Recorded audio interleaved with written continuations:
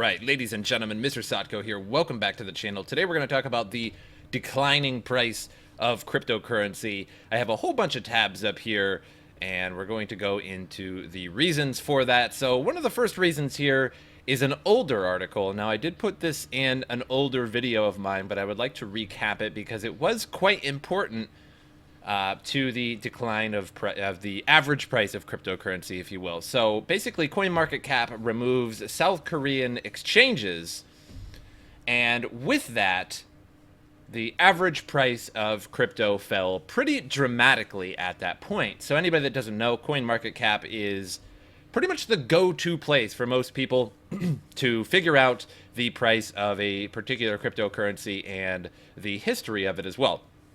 So one thing to note is that Korea values its cryptocurrencies much higher than the rest of the world, South Korea anyway. So, and one of the reasons for that is because of their fervent, zealous behavior when it comes to cryptocurrency. And two is because it's very hard to get currency in and out of South Korea.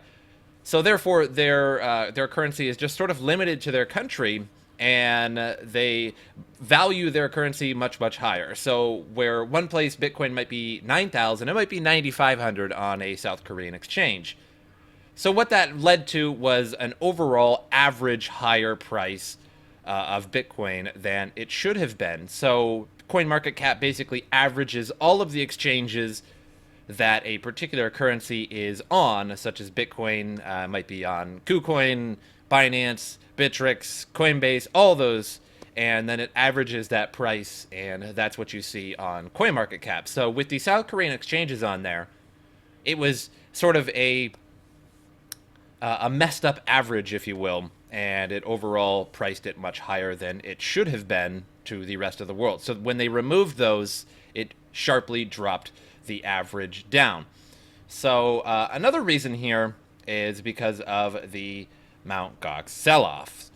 And I know immediately upon saying this, some people might think, because there are a lot of articles to the contrary of this, saying that the trustee Kobayashi, he didn't actually sell these in a manner that lowered the price. I completely and utterly disagree with that, because he started selling the crypto around the absolute high that crypto was, or just around $20,000 or so.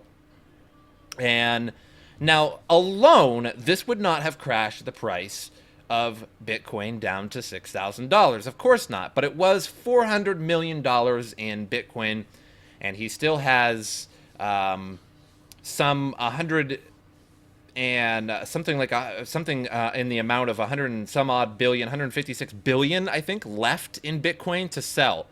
So the 400 million was basically nothing compared to the 1.5 billion that he had left. So not 156, it was like 100 or 1.57 billion Bitcoin that that Mt. Gox still has to sell off.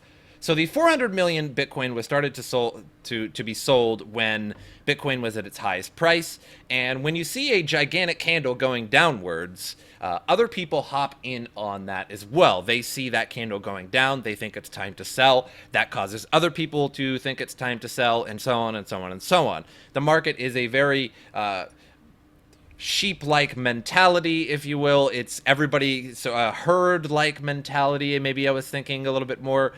So you're not the only one that thinks it's time to buy or time to sell when it is time to buy or time to sell. There are millions and millions of other people all doing the same thing at the same time. So when Kobayashi began to sell the currency or trade the currency, what have you, however way he did it, that started to lower the price, and then everybody else started to sell off along with him. Now, Kobayashi later, after all of this was over, stated that he did not sell the crypto in a manner that would have lowered the price. I disagree with that, because it was clearly shown in many graphs, and you can even see the wallet here transferring all of this Bitcoin, this enormous amount of Bitcoin, out of these wallets. So he made a tweet thereafter, a statement essentially that he did not sell it in a manner that would have dropped the price like that. Again, I don't really believe that, because he stated that after all of this debacle. And I think it was to just save face and be like, oh, no, I didn't sell it like that, when he could have just said that he was going to sell it before this debacle, and then it would have been proof of how he sold it. So he never really showed exactly how he sold it or where he sold it. But either way, even if he sold it off the on the black market or something like that, off of exchanges or auctioned it, then those people who received that Bitcoin are just going to end up selling it anyway. So either way, this Bitcoin has to be sold. It flooded the market with tons of extra Bitcoin. And when you have so it basically inflated the price of Bitcoin, which essentially just lowered the price because it inflated the market, if you will, and just flooded a ton of Bitcoin. So therefore, every other Bitcoin was worth less. So that was a problem. Now, everybody is suspecting that that is going to happen again because, as I said, he sold off $400 million worth of Bitcoin and still has $1.57 billion worth of Bitcoin to sell. And so that is creating some fears that as soon as the market goes back up to a nice high level, they are just going to sell off these Bitcoins once again, which will likely crash the price down again. So as you can see, attempts to sell massive amounts of Bitcoin reported. Cox Selloff suspected massive account transferred 7,000 Bitcoin to an exchange, and some have been approached to buy. As you can see, some of these tweets here, I've had 3 people offer me 200K Bitcoin. It's clearly a massive seller around Mt. Gox, ?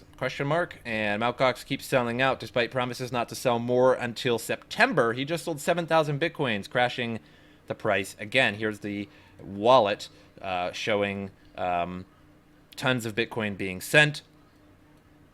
Tons of Bitcoin being sent. Now, I can't really actually confirm if that is the wallet, but I don't know all that many other people that have 12,000, 24,000, let's see, we'll just call it 32,000.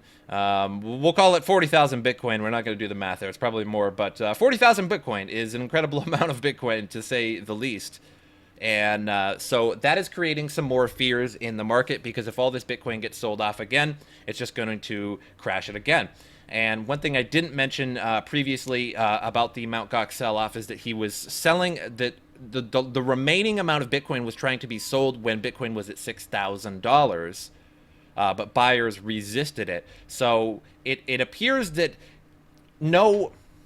in my opinion, no trustee, no educated individual would try and sell possibly millions or hundreds of thousands of dollars worth of something at its lowest point.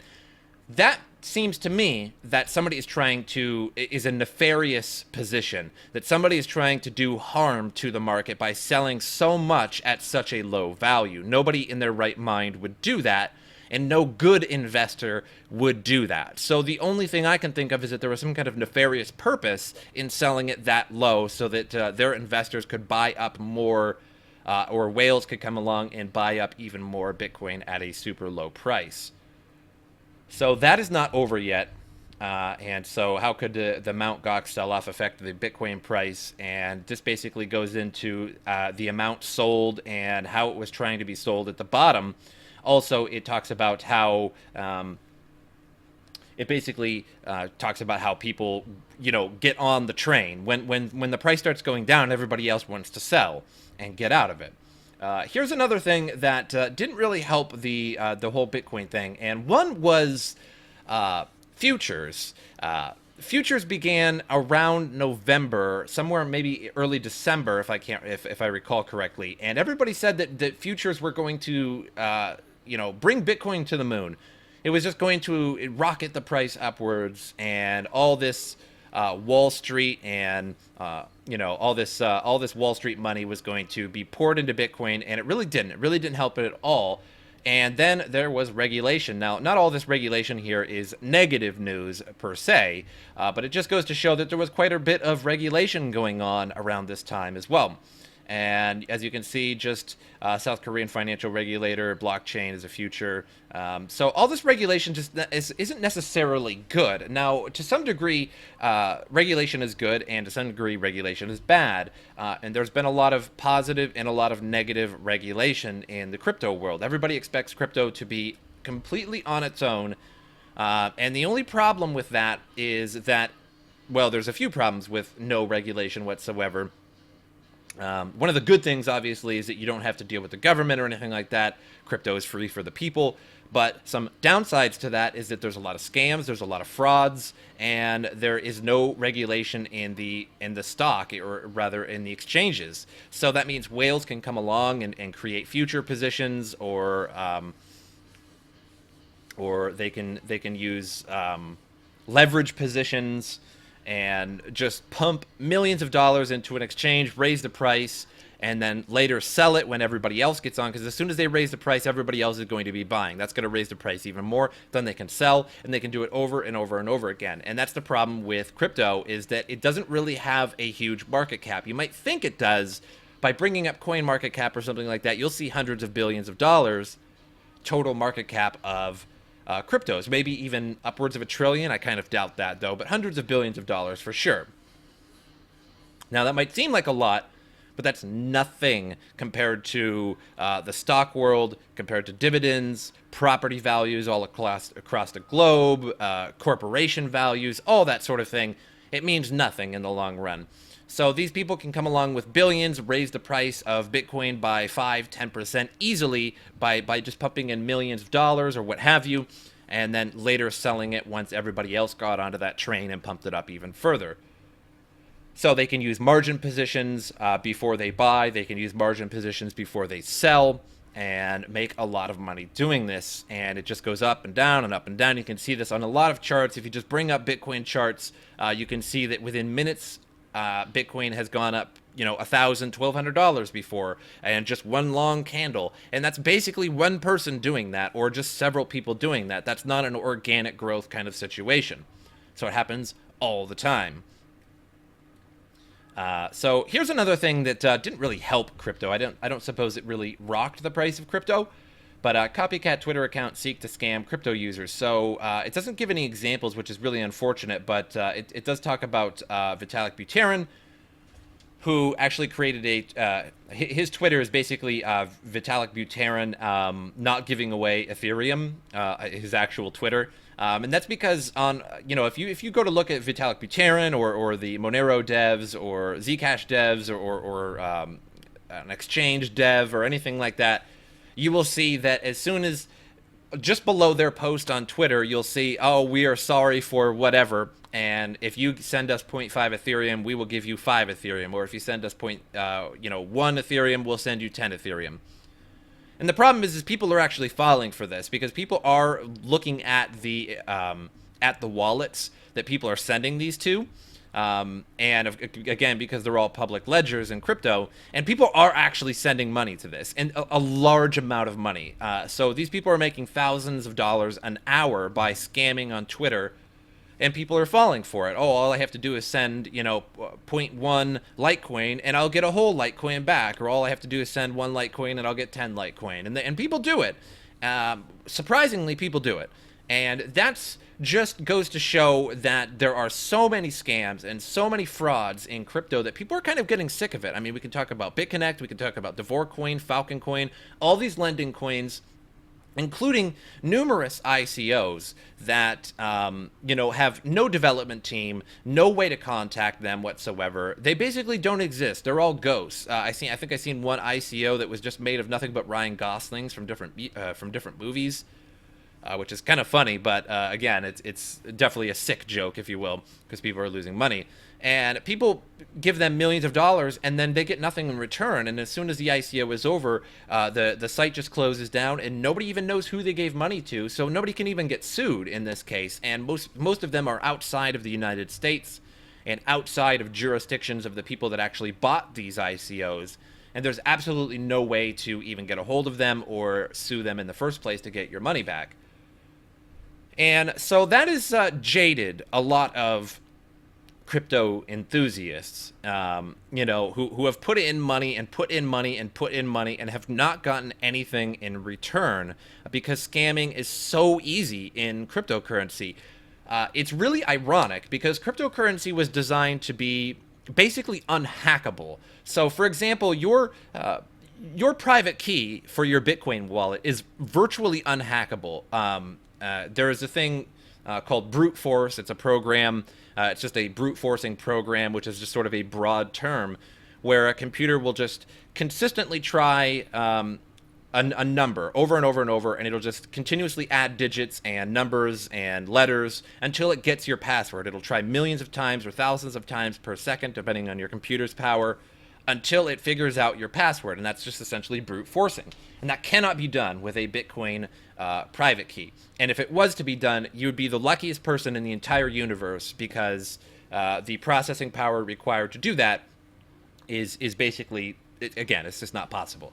However, on the other side of things, crypto is extremely hackable, extremely hackable. All it takes is a malware on your computer, a keylogger, maybe log into a website where you put in your password, and then they can use that for other things. If you don't have 2FA on an exchange, and maybe your email got phished or pwned, if you will, there's a website called haveibeenpwned, I think, .com. And it'll basically, you type in your email address, and it'll show you if that email address has ever been hacked before from a specific carrier. Like if you logged onto a website years ago and that website was hacked years ago, it'll be on there, and it'll show you when and from what website your password was, or your email was hacked from. So very, very easy to hack. And not only just hacking, but again, scamming. Just all you have to do is just make a fake Twitter account with the same exact name. You could just, like, here's Charlie Lee, so you could just make a Charlie Lee account. I've seen it numerous times. If you go to Charlie Lee's Twitter right now and look around on some of his posts, just do 5 minutes of digging, and you'll probably see multiple Charlie Lee actors who say, give me Litecoin and I'll give you more Litecoin. And people fall for that. It's very unfortunate. And another thing is that they have a ton of other fake accounts that try to agree with that account. They say, oh, wow, it worked for me. When can I do it again? Or, oh, it worked for me. I can't wait to do it again. Oh, I made so much money doing this. Or thanks, this, that, and the other thing, and try to make it look realistic. And so then, real people like Charlie Lee, their posts are just peppered up with hundreds of these replies from fake Twitter accounts. And so you can't actually get to the meat and bones of the comments of Twitter anymore because of that.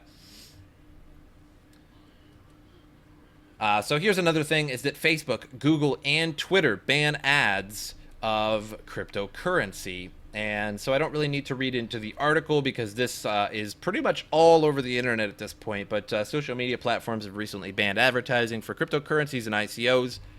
But that stance is contradictory to the thoughts of their directors. So interestingly enough, it's contradictory to their directors, but all of these social media platforms have banned currencies. So we're talking Facebook, Google, Twitter, I think Instagram now as well. Anything with crypto ads is just gone. So we can have ads for E-Trade and things like that, but we cannot have ads for cryptocurrencies anymore, and that's taking into effect here pretty soon.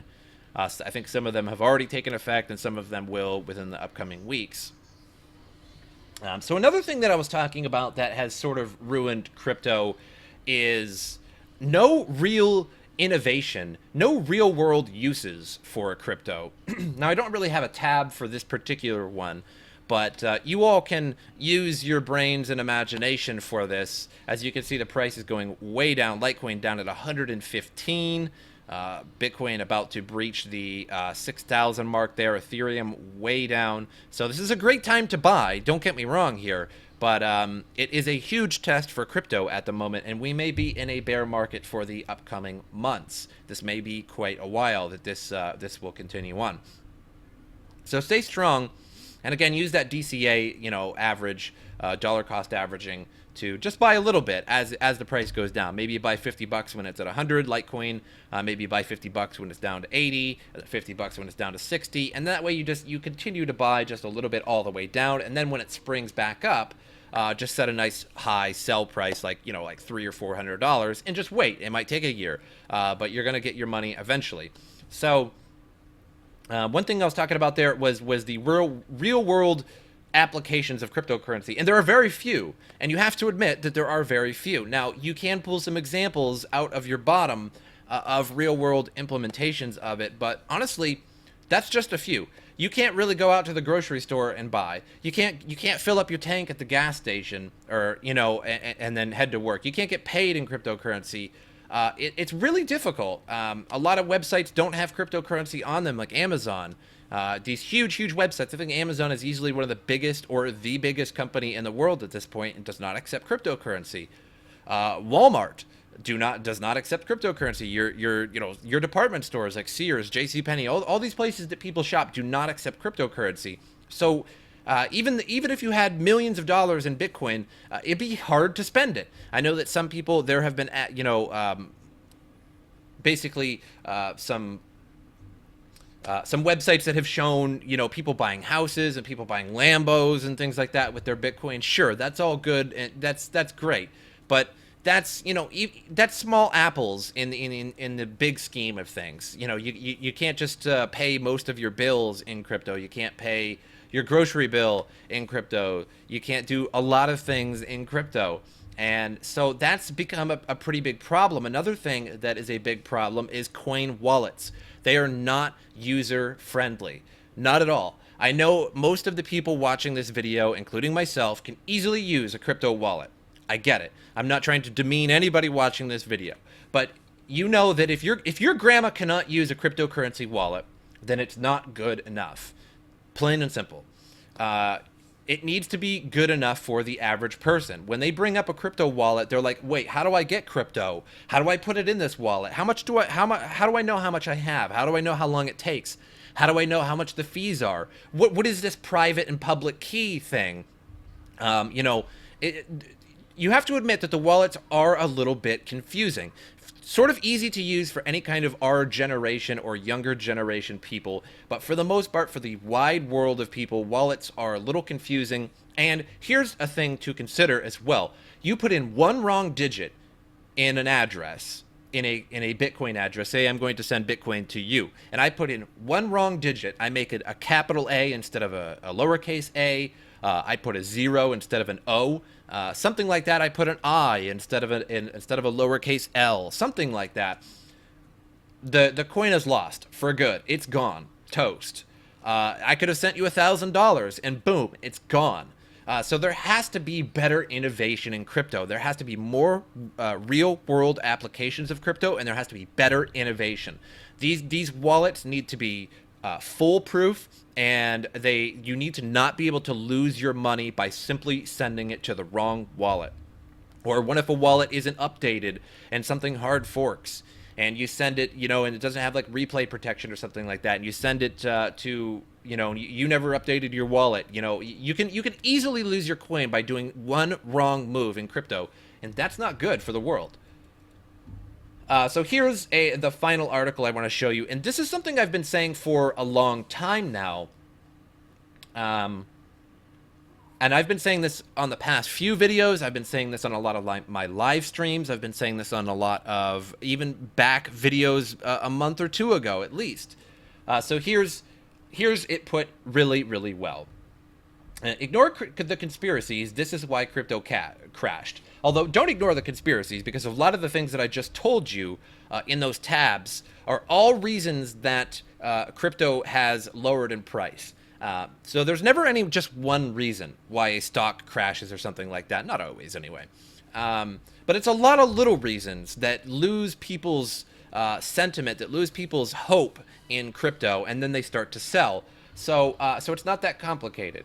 Majority of people who bought in December and January don't even understand what Bitcoin is. True. Majority of people who bought in December and January bought to get rich quick. True. Again, they bought at the high period because they thought that it was going to keep going and going and going. They didn't get in at the low period because they don't care when prices are low. Well, just like now, people should be buying in mass right now. Litecoin is so cheap compared to what it was. It was nearly $400 on some exchanges, and particularly the shadows of the candles at the time. And nobody's buying right now. That's crazy because nobody cares when the price is low. They sell when the price goes down and have very, very, very weak hands. Again, very true. Nobody's buying right now. Why? That's crazy. The price is so low right now. If Litecoin went back to $300, I like to use Litecoin, mind you, a lot in my it's my favorite coin, and it's very easy to price and have in your head. But if Litecoin goes to $100 and then it goes back up to $300+ at some point. That is triple your money. That is crazy gains. Those are realistic gains. And I know a lot of people want to get into those ICOs, and they want to get into the new coins that are worth less than a penny so they can get those 10,000% gains. That's not always going to happen. So Bitcoin goes down and everything else goes down. True. A lot of exchanges, Bitcoin is tied to other coins. So Bitcoin to LTC, Bitcoin to Ethereum, Bitcoin to this, that, and the other thing. So when you put Bitcoin on an exchange, a lot of exchanges don't even use US dollars, or they'll use Tether, which I hate Tether, but we'll just leave Tether out of this. And so they don't use US dollars, so you upload Bitcoin to it. And then let's say you want Litecoin, so you use your Bitcoin to buy the Litecoin, or you use your Bitcoin to buy Ethereum, and so on. So when Bitcoin goes down, it buys less of every other coin. This sell-off is the result of those people being shaken out. It absolutely is true. So he goes on to some bonus points, but none of them are particularly... so Coinbase was the #1 trending app. It says, literally everyone I know that I told to buy Bitcoin at the start of 2017 was calling me the crypto expert, asking me to help them buy crypto. Which is all said and good, because there's always some person to teach you how to do things, right? I don't know about a crypto expert, but there's always somebody out there to teach you how to do things. Again, I have a YouTube channel where I'm trying to teach people about crypto, but one thing that I'm trying to drill into everybody's head is don't sell. Set yourself a nice high sell price and then sell, and then buy when it goes back down again. There's no reason to start selling when the price goes down below what you bought it. That's ridiculous. Just wait. Just have patience. Everybody's jumping in. All the gamer mentality, all the young, impatient mentality is jumping into crypto because they think it's supposed to gain $10,000 in a matter of a month. It's just not sustainable that way. So of course it's going to fluctuate back and forth. So crypto was in literally every major news outlet and all over social media, to the point that it become a meme. And while there may be a chance that whales are playing a part in this, the main reason for this crash is that we were overhyped and people expected too much from an asset class that has very little real-world adoption. Stop playing conspiracy theories and trying to deny the most obvious facts. So this is the most obvious fact. I do agree with that. However, also do not deny that there are many other factors that result in the dip or crash of a currency, whether it be Chinese banning exchanges, Korean exchanges getting removed from CoinMarketCap, or Korean regulation, this, that, or the other thing. All of these equal to negative sentiment, or people being removed from the market, and Chinese not being able to trade as efficiently. They still do, but they don't trade as efficiently on various sites. So if you bought in December and January and are still here, congrats. The fundamentals behind Bitcoin is at an all-time high. So Lightning Network and SegWit. Maybe a few years and months before the hype has died down, and we will slowly crawl back to a new all-time high, which I agree with again. But the fundamentals behind Bitcoin wallets, in my opinion, are absolutely not. They are primitive as it gets. Wallets right now, nobody yet has created a very good wallet, in my opinion. Nobody, not a single person. No coin, no developer, nothing. All these wallets you can easily send to an address that does not exist, and you will lose your coin, and there's no way to get it back. That is a major problem. That is a problem that needs to be fixed in crypto immediately.